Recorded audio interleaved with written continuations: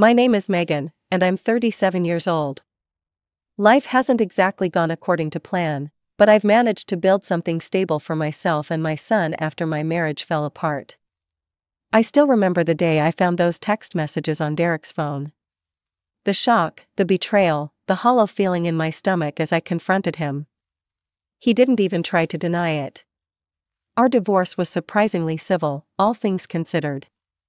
Derek left me our apartment outright, no mortgage, thank God, along with a decent chunk of our savings. He also pays good alimony for our son, Ethan. Between that and my job at a marketing firm, we manage just fine financially. Ethan is 6 now and started first grade this year. He's an energetic kid, always running, jumping, asking questions. Sometimes I look at him and see glimpses of Derek, especially in his smile, but mostly I see a bright little boy who deserves the world. "Mom, can I have dinosaur nuggets for dinner?" Ethan asked, tugging at my sleeve as I checked my email. Another message from my brother, Jason, asking if I could help with their rent this month. "Sure, buddy. Go wash your hands first," I said, already calculating how much I could spare for Jason and his wife, Amber. My family situation is complicated. I've always been the responsible one, the one everyone turns to when they need help. Every month, I send $1,800 to my parents to help with their mortgage. I also regularly help Jason and Amber, who got married last year and are always struggling to make ends meet in their rented apartment. "Megan, I hate to ask, but we're short again this month," Jason had said on the phone last week. Amber's car needed repairs, and with the rent increase. I sighed and transferred him $500, like I always do. Family helps family, right? That's what I was raised to believe. Even if it stretches me thin sometimes, I manage. The only thing that really bothers me is how my parents treat Ethan. From the moment he was born, my mother made it clear she wanted no part in childcare. I still remember her words at the hospital when she first saw him. "He's adorable, Megan, but don't expect me to babysit, I'm too old for that kind of stress," she said, barely holding him for a minute before handing him back. Derek and I were both working then, so we hired a babysitter and I went part-time for 3 years. When Ethan started kindergarten, our elderly neighbor Mrs. Peterson offered to watch him after school until one of us got home from work. I paid her a small amount, and it worked out well for everyone. After the divorce, Mrs. Peterson became even more important. My parents continued to refuse to watch Ethan, even just for a few hours. "Don't you love your grandson?" I once asked my mother carefully. "Of course we love him," she replied, sounding offended. "We're just too old to chase after a young child, you understand, don't you?" I didn't understand, not really. My parents are in their 60s, not exactly ancient. But I stopped bringing it up and continued relying on Mrs. Peterson's help. As Mother's Day approached this year, I bought a beautiful scarf for my mom, and Ethan made her a colorful handmade card. We were planning to attend the family dinner at my parents' house, and Ethan was excited to give his grandmother his gift.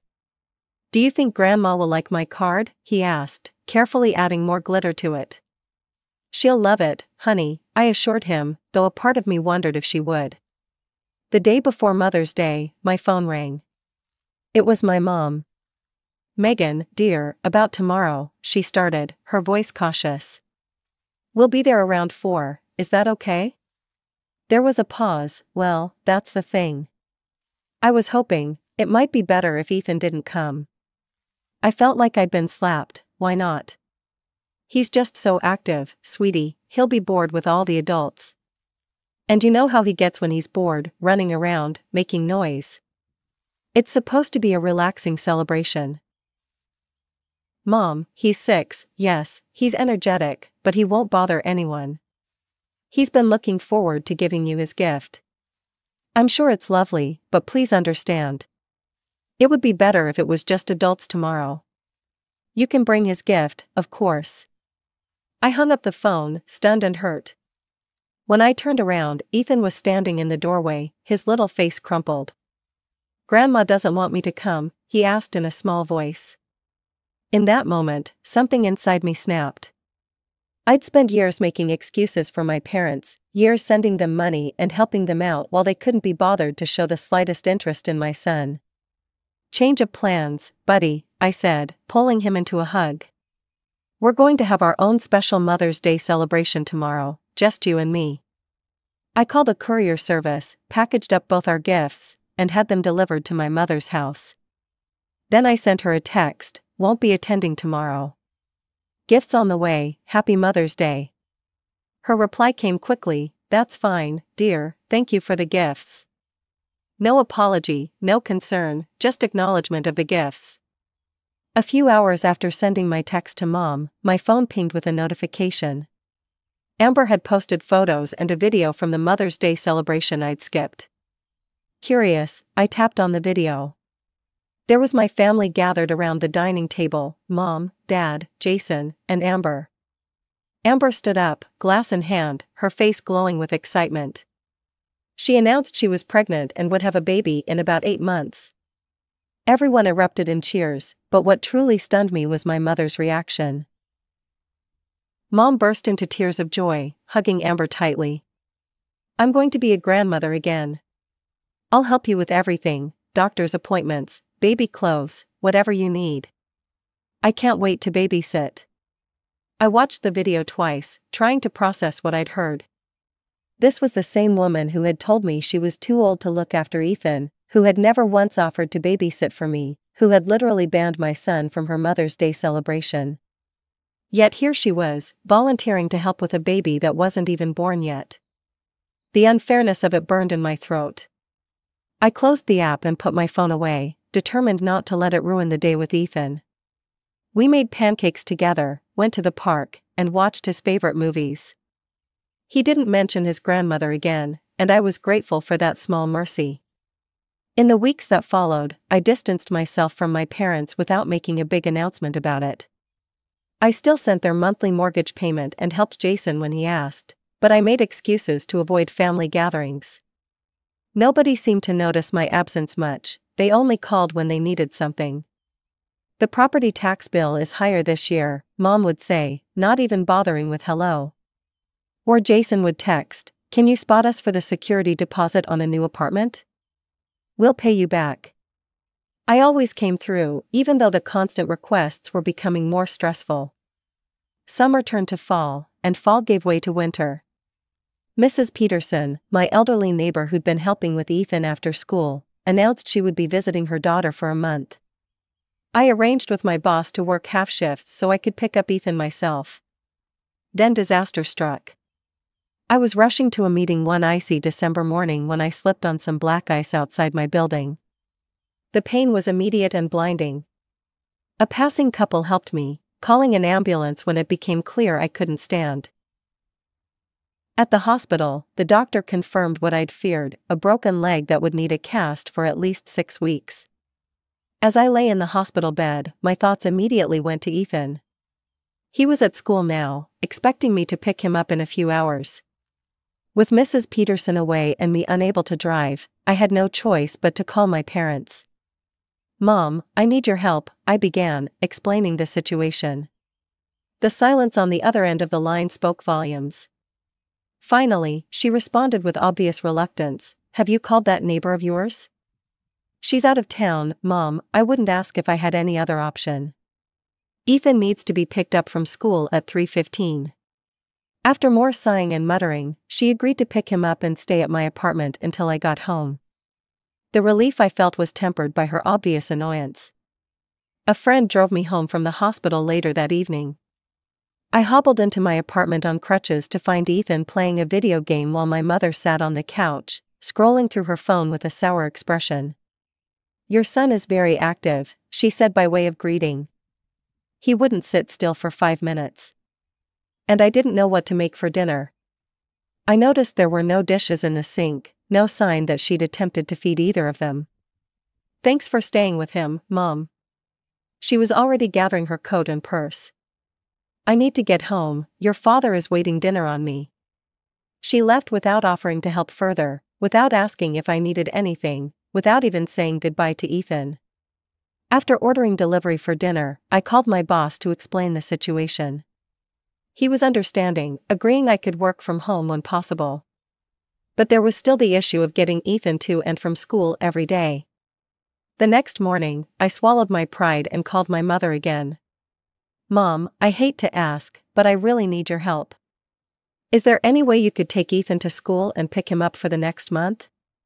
Just until I can drive again?" Her response was immediate and harsh. "Absolutely not, Megan. I am not a chauffeur or a babysitter. You have money, hire someone." "Mom, please, I'm in a really tough spot here." "And that's not my problem," she interrupted. "You chose to have a child, he's your responsibility, not mine." After she hung up, I sat in stunned silence. I'd been sending her $1,800 every month for years, helping her pay her mortgage, never asking for anything in return except this one time when I genuinely needed help. With trembling fingers, I called Jason, hoping my brother might offer some assistance. Maybe Amber could help, since she was on vacation. "Jason, I'm in a bind, I broke my leg, and I need someone to take Ethan to and from school for a few weeks. I know Amber's off work." "That's not going to work, Meg," he cut me off. "Amber's resting, you know, because of the baby." Before I could respond, I heard rustling, and then Amber's voice came on the line. "Megan, I'm 5 months pregnant. I need to take care of myself right now. We're also leaving for our baby moon vacation in 2 days. I can't be running around after your kid." The call ended, and I sat there, crutches propped against the wall, feeling more alone than I had since my divorce. For years, I'd been the family bank, the reliable one, the one who never said no. And now, when I needed them most, they couldn't spare even a moment to help me. That afternoon, I called my friend Lisa and explained my situation through tears of frustration. "I don't know what to do about Ethan's school, I can't drive with this cast." Lisa was quiet for a moment. "I know someone who might be able to help. Her name is Valerie. She's a retired teacher who does childcare part-time. Let me text you her number." Within an hour, Valerie was at my apartment. She was in her early 60s with kind eyes and a warm smile. Unlike my mother, she immediately connected with Ethan, asking him about school and his favorite subjects. They bonded over a shared love of dinosaurs while I watched, amazed at how easy she made it look. We worked out an arrangement. Valerie would take Ethan to school in the mornings and bring him home afterward. She'd stay with him until I finished my remote work for the day. The rate was steep, but I had little choice. After Valerie left, promising to return in the morning, I sat alone on my couch, my broken leg propped up on pillows. Something had shifted inside me. For years, I'd operated on the belief that family should help family. I'd drained my savings, stretched myself thin, all to support people who clearly didn't value me or my son. I reached for my phone and opened my banking app. With a few taps, I canceled the recurring $1,800 payment to my parents. Then I took a screenshot of the cancellation confirmation and sent it to my mother with a message. "I will no longer be helping with your mortgage payments. I also won't be providing any more financial assistance to Jason and Amber. I've supported this family for years, and when I needed help for once, you all refused. This arrangement is over." I set my phone down, feeling both terrified and liberated. Within minutes, it began ringing, my mother, then my father, then Jason. I ignored them all. The text messages started flowing in, each more desperate and angry than the last. "Megan, what is wrong with you? Our mortgage payment is due next week," my mother wrote. "I'm so disappointed in you, this is not how we raised you to behave," came my father's message. Jason was more direct. "What the hell, Megan, you're really going to do this to your own family?" Amber's message was the most revealing. "We've had to cancel our vacation because of you. Do you know how much I needed this trip before the baby comes?" I turned off my phone and went to bed early, emotionally exhausted but strangely at peace. For the first time in years, I was putting myself and Ethan first. The next few days settled into a new routine. Valerie arrived each morning, cheerful and dependable.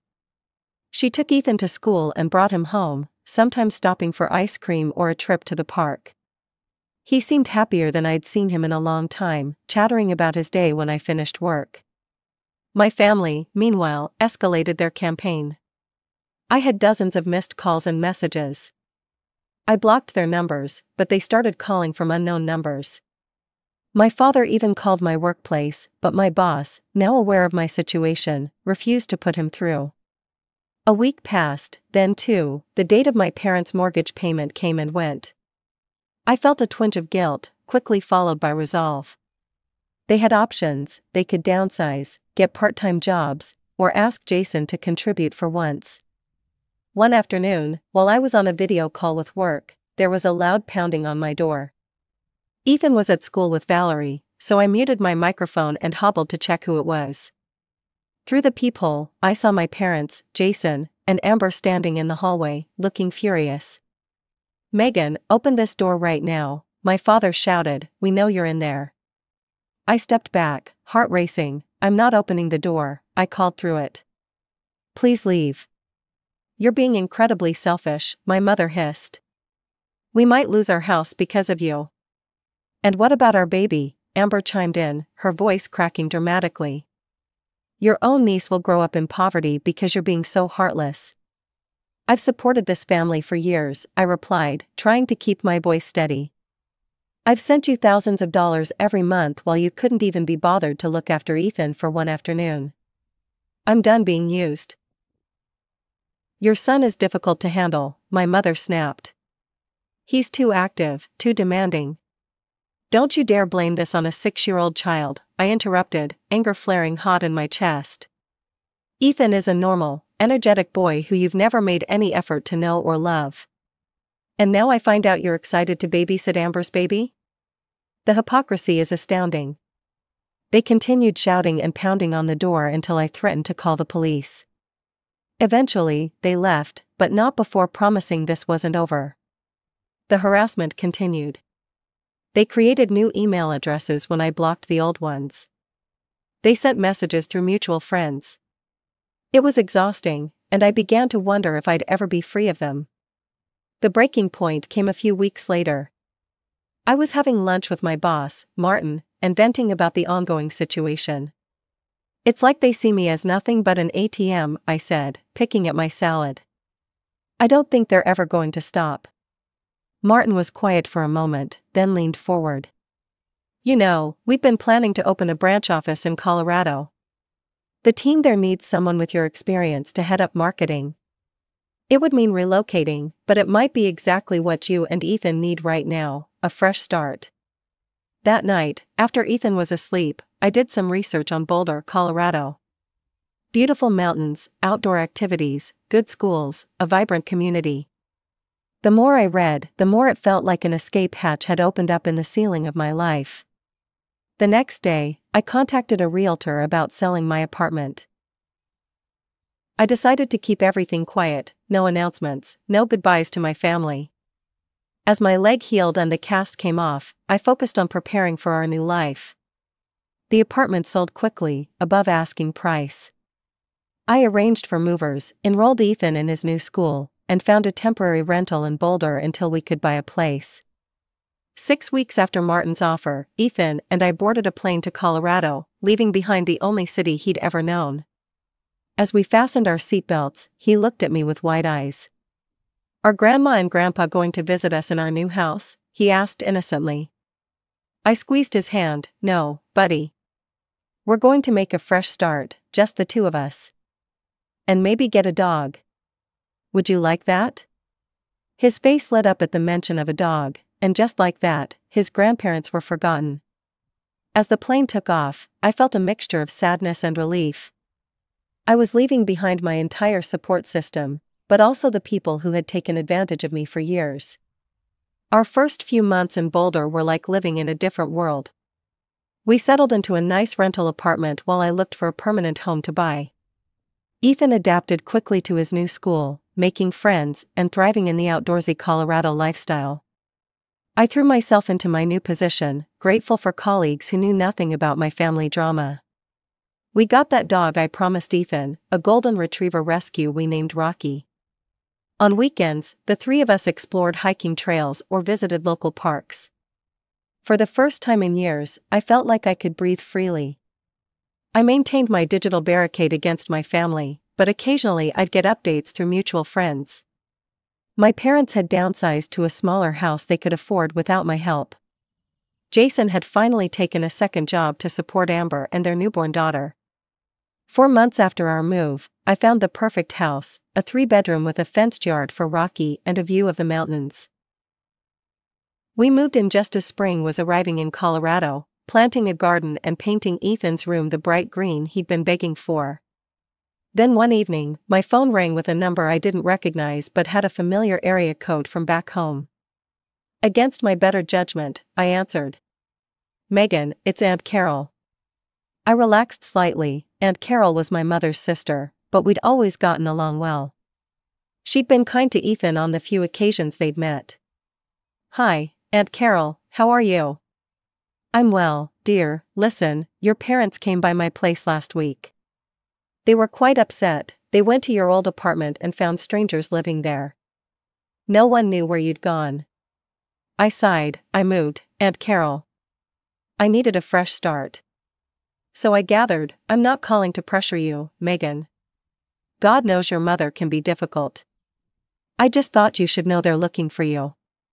After we hung up, I sat on my new porch swing, watching Ethan and Rocky play in the yard. I'd been so focused on escaping that I hadn't considered how my disappearance might affect others. Still, I wasn't ready to re-establish contact. 2 more months passed. Ethan finished first grade with excellent marks, and I received a performance bonus at work. We were planning a camping trip to celebrate both achievements when the doorbell rang one Saturday morning. When I opened the door, I nearly slammed it shut again from pure shock. My parents stood on my porch, looking older and more tired than I remembered. "How did you find me?" I demanded, not inviting them in. My father shuffled uncomfortably. "Derek told us," we begged him. Of course, I'd kept my ex-husband updated on our location for Ethan's sake.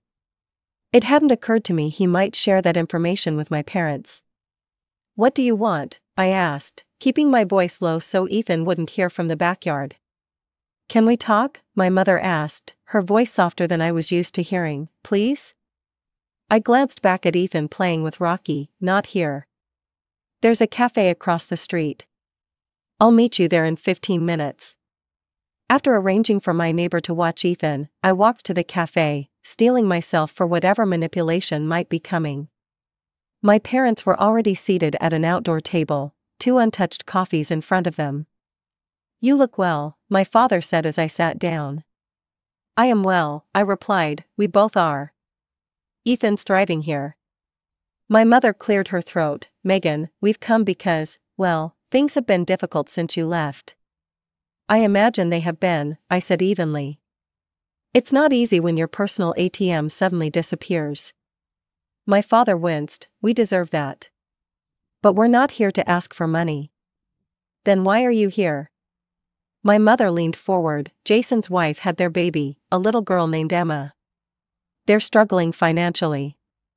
Jason took a second job, but it's barely covering their rent." I waited for the rest, for the ask that was surely coming. "We've realized some things," my father continued when my mother faltered. "How much we've taken you for granted. How poorly we've treated Ethan. We'd like to be real grandparents to him," my mother added quickly. "And to help you however we can." I laughed, unable to help myself. "Now you want to be grandparents? After years of rejecting him? After telling me he was too active, too difficult? Now that I've cut you off financially, suddenly you're interested in a relationship with my son?" "It's not like that," my mother protested. "It's exactly like that," I countered. "You're here because you need something from me. Maybe it's not money this time, maybe it's forgiveness, or absolution, or just the restoration of the family dynamic where I take care of everyone. But it's still about what you need, not what Ethan and I need." My father looked down at his coffee. "We've made mistakes, Megan." "Yes, you have, and I've made mine too, enabling you all these years, teaching you that you could treat me and my son with complete disregard and still get my financial support." I stood up, suddenly tired of the conversation. I'm not interested in rebuilding a relationship that was never healthy to begin with. What about your brother? My mother asked desperately, his little girl, your niece. Jason made his choice when he refused to help me when I broke my leg. He and Amber made it clear where their priorities lie. I pushed my chair in. I wish them well, but they're not my responsibility. So that's it? My father asked. You're just cutting us out of your life forever? I paused, considering the question seriously. I don't know what forever looks like. But right now, Ethan and I are happy. We're building a good life here. I'm not willing to risk that by letting you back in. Not when your only interest in us seems to coincide with what you need from me. I left them sitting there and walked back home, where Ethan greeted me with a gap-toothed smile and a new trick he'd taught Rocky. As I watched them play, I felt a sense of certainty settle over me.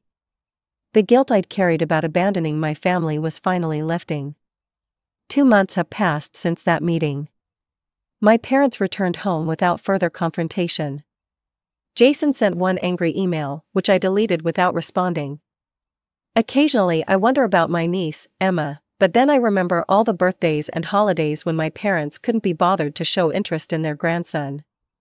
Ethan asks about his grandparents less frequently now. Our life has developed new rhythms, new traditions. I've made friends at work, and Ethan has playdates with classmates. Sometimes I think about how strange it is that I had to move over 1,000 miles away to finally establish healthy boundaries. For now, I'm focusing on what's in front of me, my son, our dog, our home, my work. The family we've created for ourselves, small but solid.